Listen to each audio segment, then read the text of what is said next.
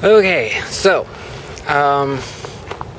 it is actually not our job to chase after the promises that God gave us in the sense that man normally thinks.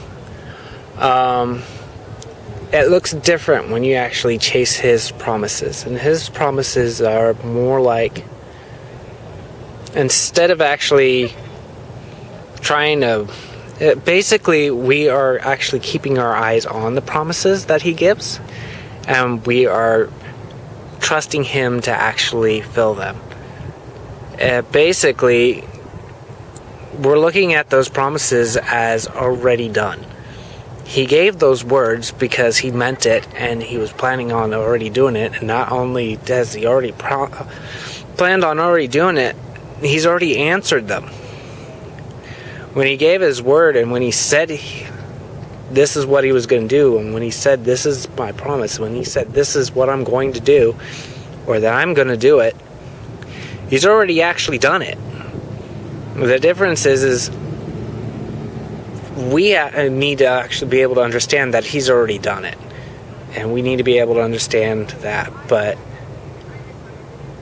chasing after them in the sense that man normally thinks is we believe somehow we actually have to do works to actually get them. Somehow we have to do this, or we have to have this, or we even have a tendency of turning in the faith for works. We actually start turning the faith itself into works instead of actually just focusing and saying, hey, my God promised me this. It's done.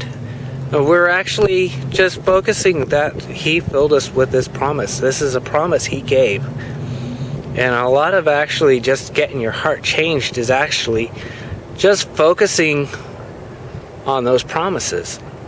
You know, when you actually start having a hard time, stop looking at the hard times that you're having and look at those promises he gave, and just look at those promises. I mean, pull out those promises for when he gave, like, for something that's trying to challenge it. Just turn around and look at the promise instead.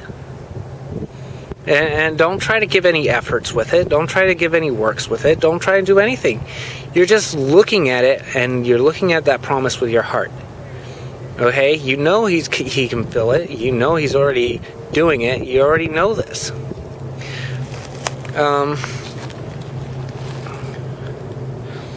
I know we have a tendency of getting bashed on our faith, but it's actually being able to keep an eye on these promises that actually changes the heart, because not only do we get to keep our eyes on those promises, but those promises, when they're getting filled, when we're actually watching them get filled, faith and hope just comes. It's just there, and it's just more of it starts developing, and more of it starts developing.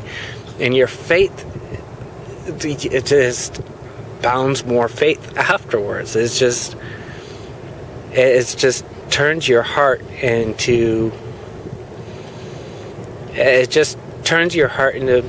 how about to put it another way? People are addicted to works. They really are. I mean, it's probably one of the most destructive habits, is that their addictions to work. Somehow they always have to do something. The Lord made the promise, okay? It's his job to do it, and he's the one that does it, not us. For some reason, we even start at times, and I'm guilty of it myself, of turning around and accusing him of, well, my mind just went blank on it, apparently. Yeah, anyway. So, I just need to stay away from works. Promises are good, and it's not my job to fill them. It's not your job to fill them, and it's not our job to accuse him of not filling them, because he already did. But we're just sit there and we could just look at that promise. And that promise, if we keep our eyes on it instead of accusing or turning around, and we could actually instead just watch them bloom. And it's much nicer. So today I actually saw a friend today, and Daddy is basically having me,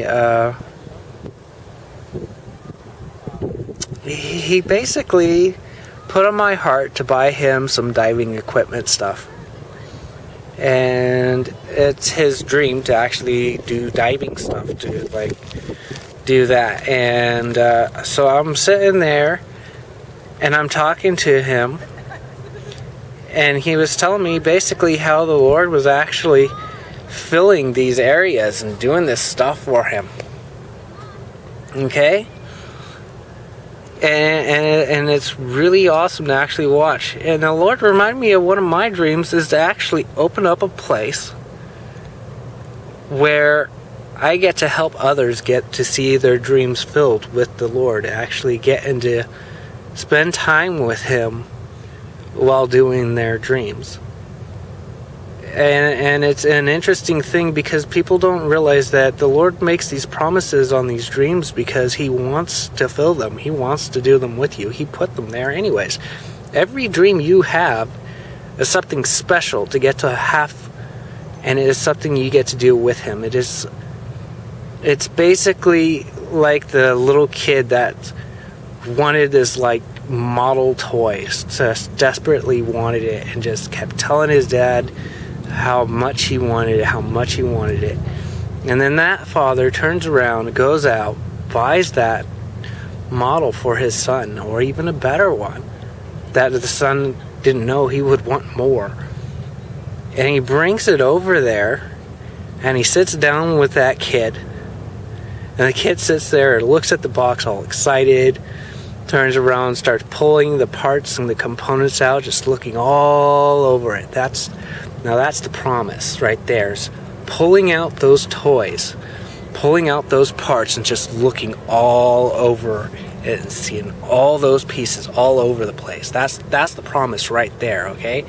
That's the promise. You're looking at that and you're just excited, looking all over it, and He's right there. He's just looking because you both are getting to do this, and you know He's already filled it because it's right there. You're looking at it, and He basically says, "You want to start putting it together?" And you scream out, "Yes." And you guys just sit there together, spending time just putting this model together. And that's basically what it's like. That's the idea that we should have when the Lord gives us a promise. Oh, anyways, that's it.